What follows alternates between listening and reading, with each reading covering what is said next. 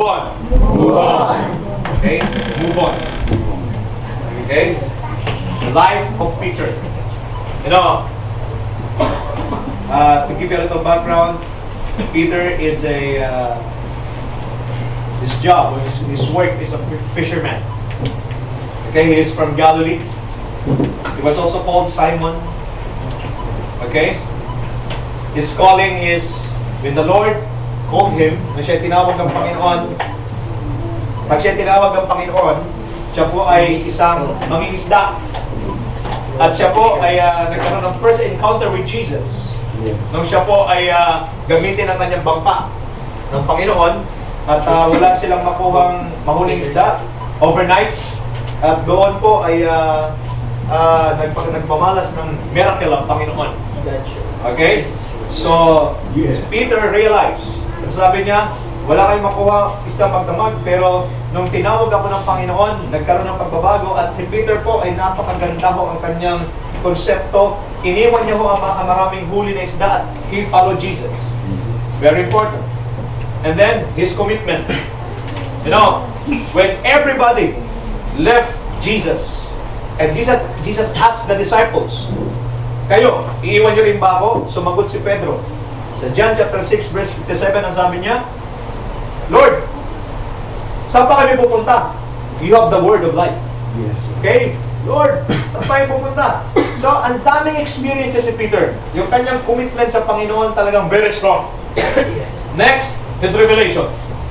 When Jesus began to ask, what do people say about me? The other disciples responded, Lord, they say that you're Elijah, that you are John the Baptist, or you are one of the prophets.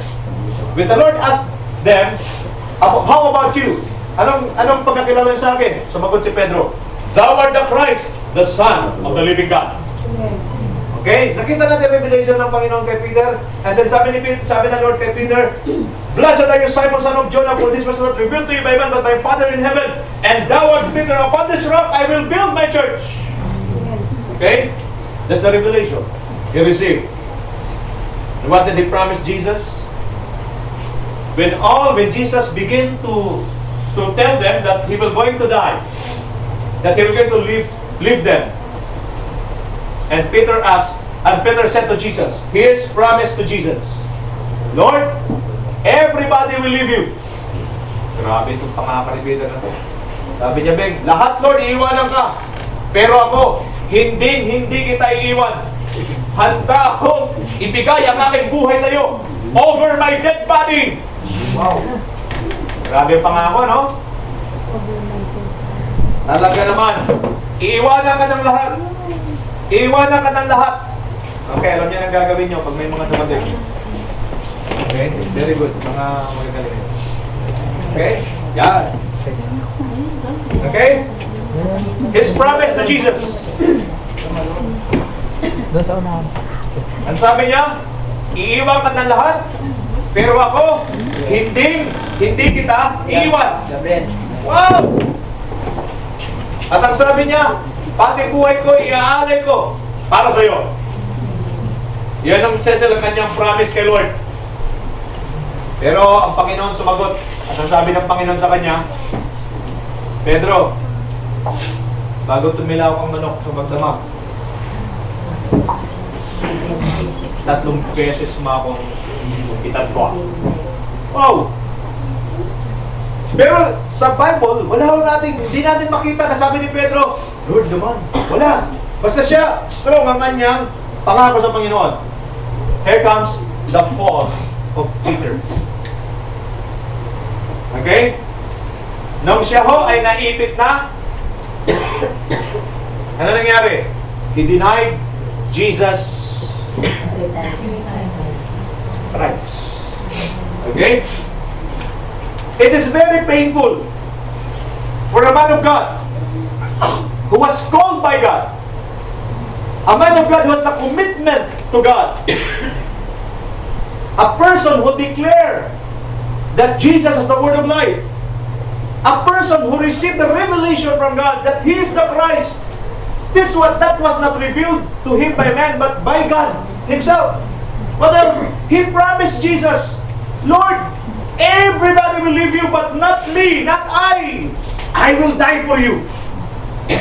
But here comes the challenge. Sinabi nga lang sa kanya, alam niyo ba, pag binasa niyo yung Bible, mga kapatid, magulat kay Pedro. Bakit? Noong una tinanong, kasama ka niya, di ba?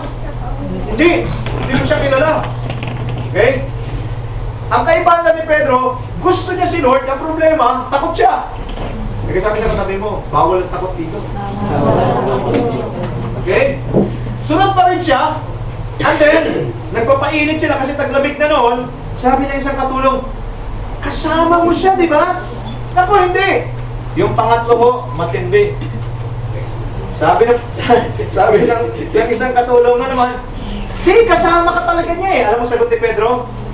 Doon na ako ito eh. Text man, mamatay man. Hindi ko talaga kilala ang tao niya. Doon nagsimula yun eh. Okay? So nangyari, nagkatinginan sila ni Jesus Christ, and then tumilaok ngayon yung manok na alala ni Peter. Siya'y umiyak nang umiyak, nagsisi.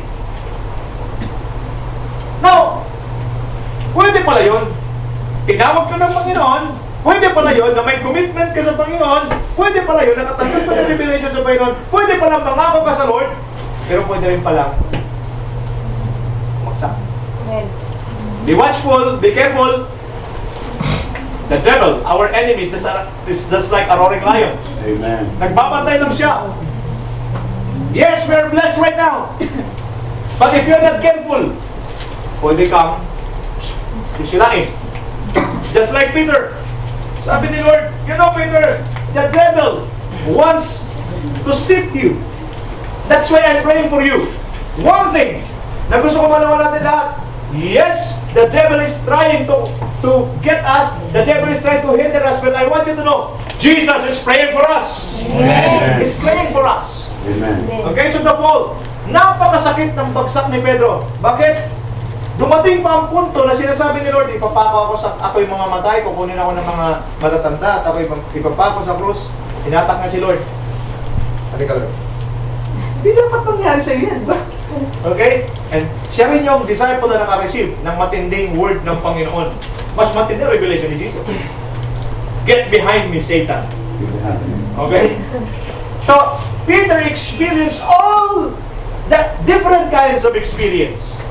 But the hard experience that he received is the moment na siya ay nag-fall. But glory to God, in John chapter 21, His restoration. Tingin sa akin. Hindi ko muna hulugan na bumagsak ka. Hindi ko muna hulugan na nasira ang buhay mo. Hindi ka na babalikan ng Panginoon. No! Nung si Pedro ay bumagsak na at namatay ng Panginoon, anong ginawa niya? Bumalik siya din sa pangingisda. Siyempre, siya yung leader. O, mangingisda ako, sama kayo. Okay? Sama naman yung ibang mga disciples, wala na rin mapupuntahan. At the same scenario, wala na naman siyang nahuli. Andun na naman ang Panginoon at sinasabi, may huli ba kayo? Wala nga ho eh. Ihulog niyo yung lambat sa kabila, sa kanan. The same scenario nung sila tinawag. Nangyari, nung hinulog nilang lambat, ano nangyari? Nakakuha sila ng napakaraming palalaking isda. What I'm trying to say is this.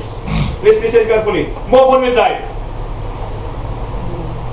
Pagpatuloy natin mabuhay. Huwag tayong tumigil. Pag tayo ho, bumagsak, pag tayo ho ay nag-fail, it doesn't mean that that's the end of your journey in life. No! Gagawin mo ang bawat pagsubok ay isang hagdan para matupad mo ang iyong pangarap. Amen.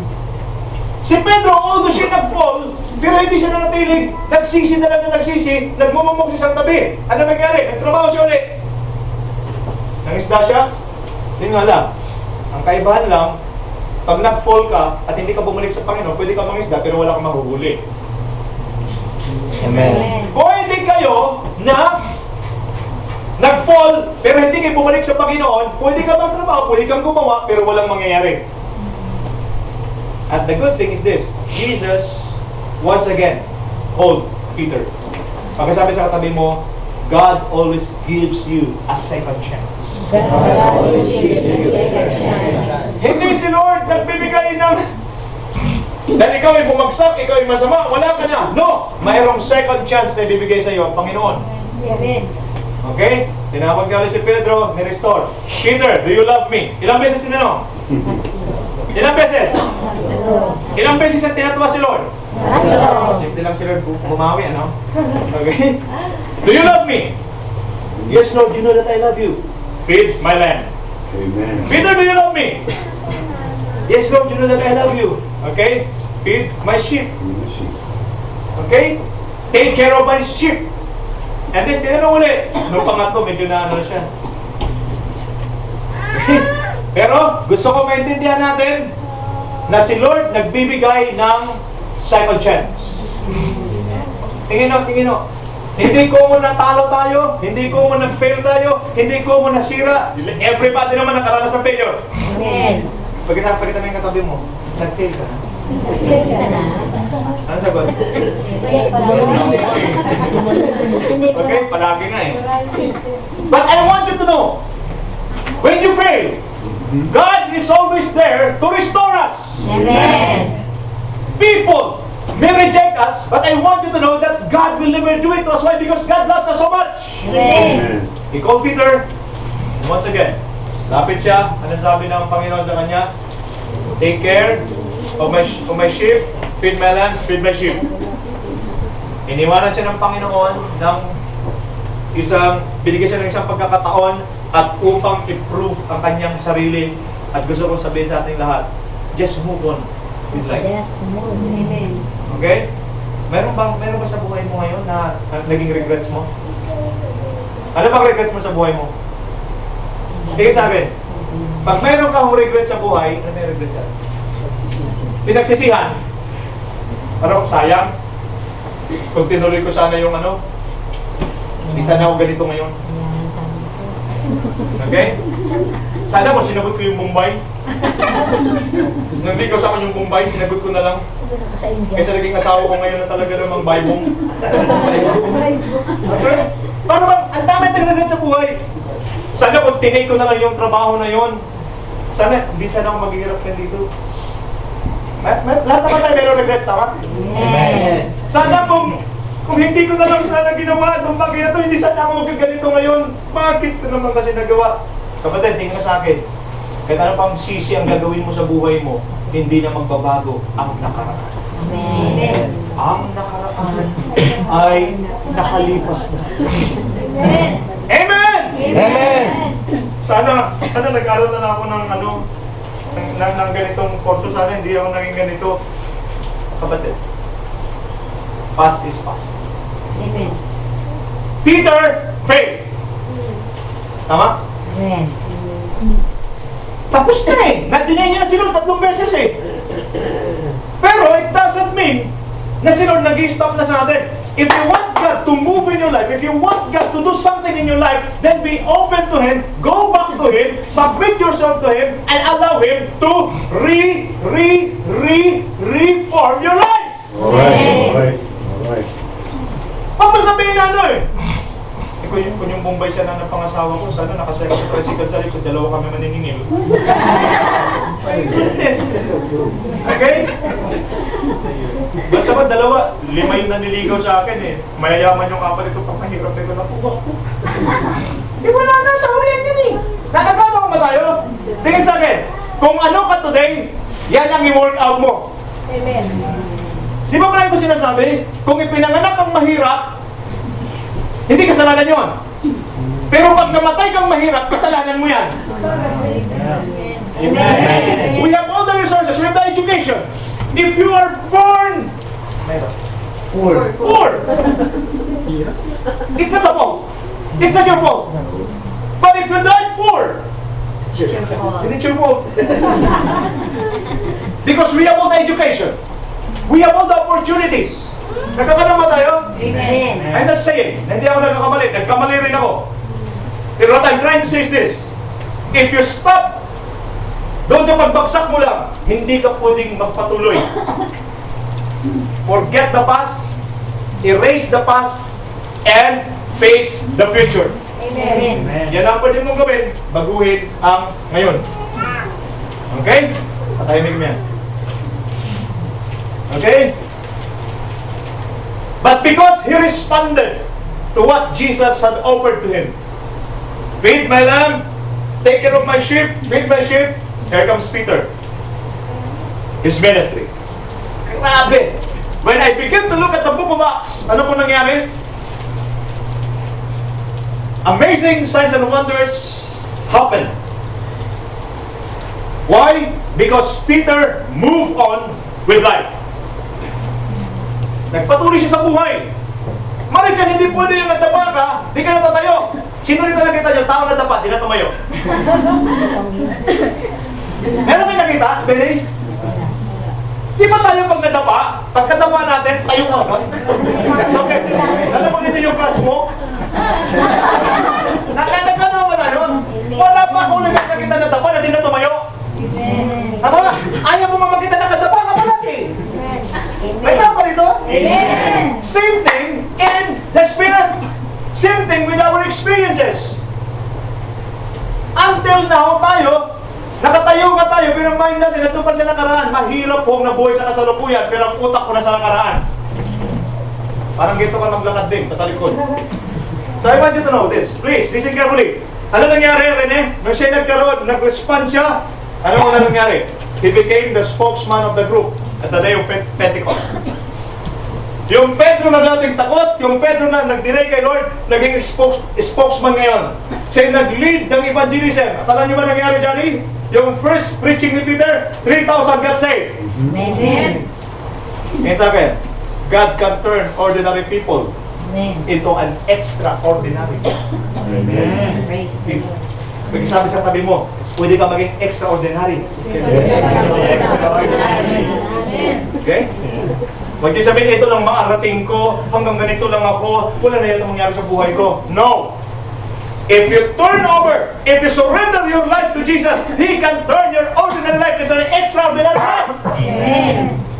If you can expose when He preached, the first time He preached, 3,000 got saved. Wow! Second, He healed the 40-year-old beggar or lame beggar. 40 anyos siya hindi makalakad, beg. Hinawakan ni Pedro at ang sabi, "Several and gold I have done, but such as I have, I will give it to you in the name of Jesus." Walk! Nakalakad. Signs and wonders, miracles happen. Sino si Pedro? Unschooled. Sino si Pedro? Fisherman. Sino si Pedro? Liar. But God doesn't stop. God never give up on us. Pag sabi sa katabi mo, God never give up on you. Kahit gaano ka kasama, kahit gaano ka kahina, ang Diyos hindi nagsasawa sa'yo. Amen. Woo! Pag ito yung maririnig mo, ituloy natin. Hindi nagsasawa, ang Diyos sa'yo, hindi siya nagsasawa sa akin. Amen. Ang tao, nako, ang bilis magsawa. Ang ginagawa yan, kain ng dito yan. Ang trabaho. Sarong pinto, pag alas 6 wala pa yan, ilak mo, kahit kumatok, kung mabuksan. Okay, ang Diyos iba. Tingin sa akin, ang Diyos iba, hindi siya nag-give up sa atin. Kahit gaano tayo kapalpak, kahit gaano tayo kamali, ang Diyos ay nagbibigay pa rin sa atin ng pagkakataon para nagbuksan ng pinto sa atin para sabihin, hindi ka magbago ngayon, alam ko bukas, magbago ka sa isang bukas, magbago ka sa isang linggo, magbabago ka. Bakit? God is very hopeful to see us being successful. Amen. Move on with life. Don't give up. He healed the lame beggar. What else? He faced the Sanhedrin and the elders boldly. Ang walang alam na si Pedro, ang takot na si Pedro ng mga harap sa Sanhedrin at sabi ng mga Sanhedrin, di na mabaliwala yung ano eh. Yung signs and wonders and miracles eh. Yung mga Sanhedrin, magaling lang yan sa mga theory, pero hindi makapagpalakad ng pilay. Ang sa kanya, lumalakad yung bulag. Ay, yung bulag, nakakarinig. Okay? Ang meron sa kanya, ang mga bulag ay nakakarinig at ang mga pilay ay nakakita. Siyempre, nakakita ang mga pilay. Okay? Pero si Peter iba, they cannot discount the miracles. That is why they warned Peter and John. From now on, do not preach about that name, about Jesus. Sagot ni Peter, we would rather obey God than men. Wow, grabe! Number 3 and number 4, He has extraordinary power in the mighty name of Jesus. Ano ba nangyari? Sa Acts 5:15, as a result, people brought the sick into the streets and laid them on beds and much so that at least Peter's shadow might fall on some of them as he passed by. Matindi ho nangyari. Yung nagsinungaling, yung nag-deny kay Jesus, alam mo ginawa ng mga tao? Inilatag yung mga may sakit sa daan. Para no? Para pagdaan ni Peter, pagtatamaan ng kanyang shadow, gumagaling. Amen. Gusto niyo ba yun? Pag naglalakad kayo, pag tinamaan ng shadow nyo, talagang gumagaling? Or kayo yung iba pag nakita ko ng shadow nyo, tumatakbo na yung mga tao. Okay? Dito iba eh. Sobra! Extraordinary! An ordinary man become an extraordinary. Why? Because he surrendered his life to Jesus. Pag ang buhay bang nilagay sa kamay ng Diyos, ordinary man yung buhay niya pag nilagay sa kamay ng Diyos, because the hands of God He is an extraordinary God, a supernatural God. Ang isang buhay na ordinary pag nilagay sa kamay ng Diyos na buhay, ito nagiging extraordinary din. Amen. Magtakin mo na yun, no? Yung may sakit, paglagad ni Peter, nagtatamaan na ng kanino niya, gumagaling. So on and so forth. The life of Peter, you can learn a lot about Peter. Aggressive siya. Sobrang agresibo. Pero salamat na lang, ang Diyos ay naroon. Iniingatan siya. How Peter did this? Through his sincere commitment with the Lord Jesus Christ. And through moving on with life in spite of all failures and weaknesses. With this, my friends, mga kapatid ko, pagkasabi naman sa katabi mo, don't give up. Don't give up. Don't give up. Titigan mo na medyo matalas. Sabihin mo sa kanya, move on! Move on. Amen. Move on! Huwag na, pakisabi sa katabi mo, huwag ka na makinarte. Diba, Ben? Diba, Ben? Marami sa mga tao, arti, ang arti. Sabihin social, arte. Okay? Ano nangyari? Kunti problema pa lang. Bakit ang problema talaga eh? Ano ba problema mo? Hindi lang ako makatulog ng isang oras eh. Arte mo. Okay, yung iba nga eh. 24 hours na, di pa makatulog na. Ganun sila. Sometimes we magnify problems. Tayo na naman nagbibigay ng problema sa sarili natin. Okay? So please, I want you to know. Listen carefully. Just move on. Yes, there are obstacles. Di mawala yan. Pag walang problema, pag walang hadlang, abnormal ang buhay na yan. Pero pag mayroong mga hadlang, di ba ang sarap mabuhay pag mayroong kang challenge? Amen. Sino dito nakapag-work na? Ang work mo, routine. Di ba? Dati nag-work ako, yung mga kinakaharap ko, puro billing. Alam mo, kahit nakapikit ako, kaya magpirmahan. Kahit sa panaginip, nagpipirma ako. Gano'ng katindi, routine na siya. Kaya minsan pagpapasa ko sa opisina, para akong living dead. Okay? Kasi wala na, routine na eh. But you know, you can put excitement. I said you can put excitement. Amen. With what you're doing right now. Even with your service to God. Are you excited that you're here today? Yes. Yes, I'm so excited. Why? Amen. Because Amen. it's just a matter of mind setting. Amen. Lord, I'm so excited to worship you. Why? Because you created me. I'm so excited to worship because you love me unconditionally. Amen. This man is stand before you is not worthy. But because of God's grace, hallelujah. Hallelujah. Glory to God. So in conclusion, God loves you so much. Yes. Amen. Why is it that you need to move on? Why is it that you need to move on? Because God loves you so much. Amen. Bakit talaga hindi ka magpapatuloy? Mahal ka ng Diyos, dapat ka lang magpatuloy. God is more than willing to give you another chance to prove yourself. Yes. He doesn't put a period for your failures, but He always put a comma to give you a chance to change and make things right in your life, and most especially for you to become a vessel for God in His ministry. Pakisabi sa katabi mo, hindi period nilalagay ni Lord, comma. Diba? Hindi niya tinutulukan ang failures natin. May tao ba rito? Amen. Hindi tinutulugan ng Lord ang pagkakamali natin. Nilalagyan niya lang ng kama para ano? Para mayroon pang kasunod na magagawa tayo. Amen. Hallelujah! To give us a chance to change and make things right in our life. Just like what Michael said a while ago. He's been there. He's messing his life for a long, long time. But I want you to know, if you're a child of God, yes, there are times you don't know your way back home. Amen. Your Father in heaven will be the one to look for you. Amen. He will leave the 99 and look for the one. Amen. Amen. Amen. Amen. Hindi ka sa akin, kung hindi mo na alam pauwi, hahanapin ka ng Diyos. Amen. Amen. Okay, lahat ng natagpuan, magsabi ng Amen. Hallelujah. Take note, people who learn so much from their failures are the ones who are most effective in the Word of God. Yung mga nagkamali at natuto sa kanilang pagkakamali, pero yung puro mali, hindi na ginagamit ni Lord. Okay? God loves you. When people look the worst in you, always remember that God always sees the best in you. Oh, yes. Oh, yes. Amen! Amen. Ang tao hinahanap sa atin yung worst natin, pero Sister Grace, ang hinahanap ni Lord sa'yo, yung best. Amen. He always look for the best in you. Yes. Hindi hinahanap yung mali. Ang tao, di ba? People always look at the worst in you. Amen. He will always look at your failures. Mhm. But God always looks at the best. The best.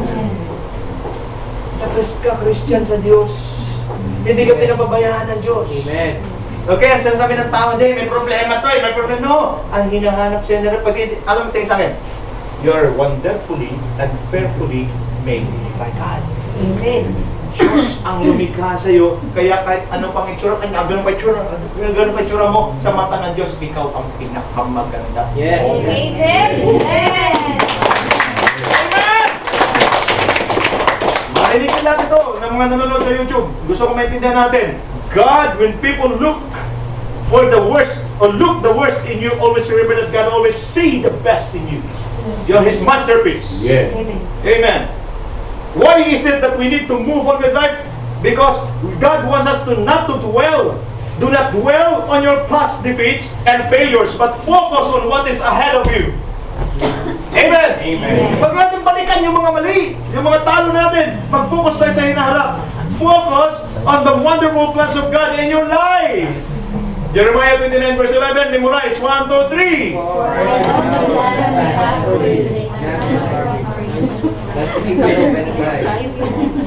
Alam, mawala focus talaga eh. Okay? For another plans I have for you, plans not to harm you, but to prosper you, and plans to give you hope in the future. Focus on what He had prepared for you. His good and perfect gift for you. Whether you like it or not, may plano na day si Lord para sa iyo. Okay? May plano na si Lord para sa iyo. Doon ka mag-focus. Huwag ka mag-focus kung anong karamdaman meron ka. Okay? Don't focus on what you're experiencing right now. Kasi kung ako mag-focus ako sa na-experience ko ngayon, wala na ako rito ngayon. Amen. Bakit nandito pa ako?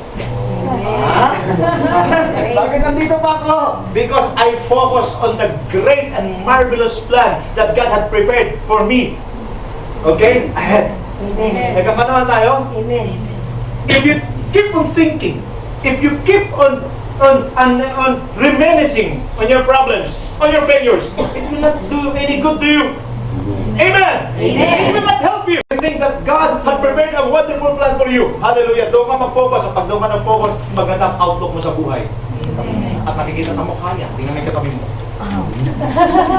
Itsura. Okay? And what the Apostle Paul said, set your eyes on the prize. Set your eyes on the prize of our Lord Jesus Christ. Hebrews 2, nag-preach natin kagabi ito, sabi, fix your eyes on Jesus, the author and the finisher of your faith. Tingin sa akin ho, sa kay Kristo lamang tayo tumingin. Pagkasabi sa katabi mo, fix your eyes on Jesus. Fix your eyes on Jesus. Do not look at your circumstances, do not look at your problems, just fix your eyes on Jesus. Pag wala na ho kayong makita maganda sa paligid, gusto ko sabihin sa inyo, tingin sa akin, wala na maganda sa Pilipinas, wala na maganda sa katabi mo, wala na maganda sa kapitbahay mo, wala na maganda sa paligid mo. Wala ka na makita maganda, pangit na lahat. Gusto ko sabihin sa iyo, sa mga Kristiyano, mayroon palaging maganda, hindi siya nagbabago, palagi siyang maganda. Ang pangalan niya ay Jesus. Amen. Hallelujah! You can look at Jesus. And the moment you look at Jesus, ang sabi niya, everything. Because Jesus is beautiful. Jesus is wonderful. Hallelujah! Folks, pag maubos ng pag-asa, simple lang. Tingin ka lang kay Lord. Bakit? Jesus is the source of hope. Amen. There's no hopeless situation in Jesus Christ. Amen. Woo! Pag may karamdaman, naku, huwag mo tingnan yung cancer, huwag mo tingnan yung karamdaman mo, tingnan mo ang great healer, Dr. Jesus, ang kanyang pangalan. Amen. Ang mahirap kay Lord. Just set your eyes on Him. And I want you to know, we are not citizens of this world. Amen. Amen? Amen. May naghihintay sa atin, hindi ito ang tunay natin tahanan. Amen. Sino rito palaging kapos? Huwag na magtaas ang kamay. Sino rito maraming problema? Sino rito palaging umiiyak gabi-gabi? Sino rito palaging pagkatapos ko habang nagmimensahe na yan, yung utak mo naghahanap na kung paano ang pamasahe mo bukas? Forget it! Amen. We're not citizens of this world, we're citizens of heaven. Amen? Amen. Philippians 3:20. Okay, John 14:1 and 2. The Lord Jesus Christ said, trust in God and trust also in me. Believe in God, believe also in me. In my Father's house are many mansions. I will go and prepare a place for you there. Amen. Hallelujah. Pagkasabi sa katabi mo, may mansion ka pala. May man. Okay? Remember, this world is not our home. Amen. This is not our final destiny. We are just strangers in this world. Amen. All pains and sufferings we experience here are all temporary. The pains and we experience cannot compare the glory awaiting for us. Amen? Amen. Ang paghihirap mo rito, ang lahat ng karamdaman dinaranas mo rito, hindi pwedeng ikumpara sa naghihintay ng kaluwalhatian sa atin na inihanda ng Diyos. Amen. Romans 8:18. Kaya kung ano man yung pain dito, ano man yung problema, relax lang. Pagkasabi sa katabi mo, just relax. Take it easy. Go sit back.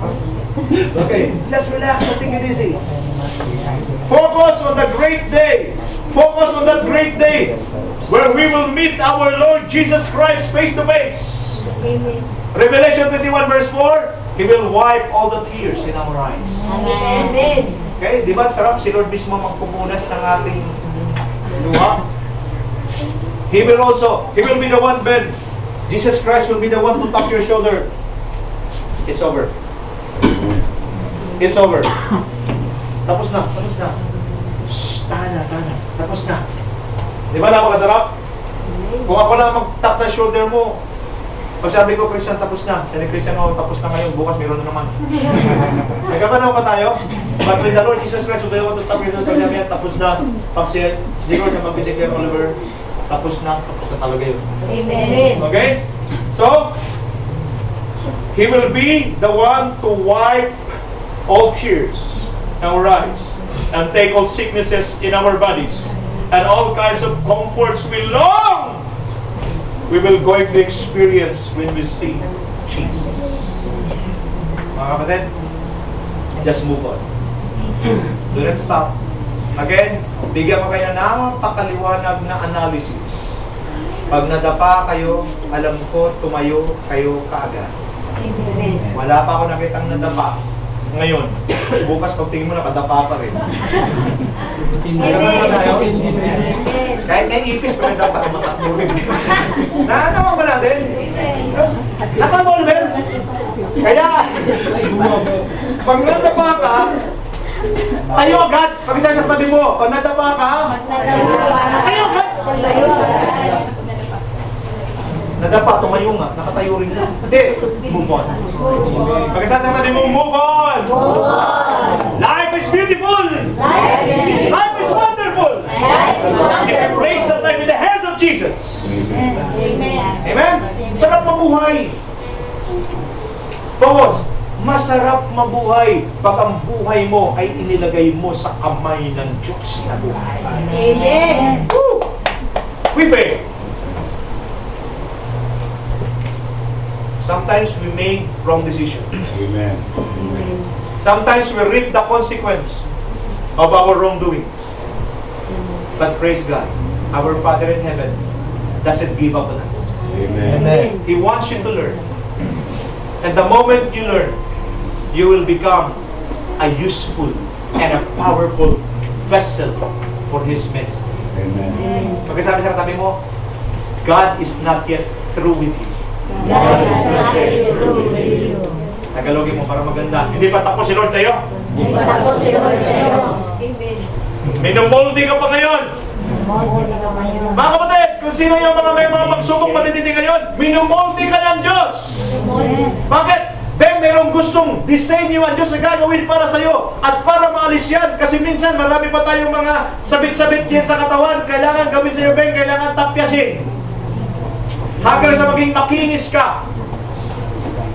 Ngayon, kung meron ka pa mga pagsubok sa buhay mo, baka pinapakinis ka ni Lord. Amen.